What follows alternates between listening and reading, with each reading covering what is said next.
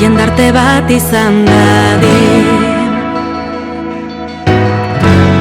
Proiektatzen dugun ura aurrengan jarri behar da.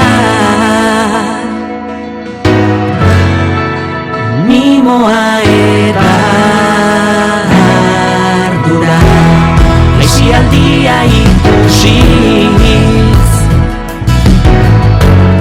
ezteko une modura era gozoan sustatu parte hartzeko ohitura aniztasuna onartuz dudak mugak muga ezagutarazi euren ingurua eta natura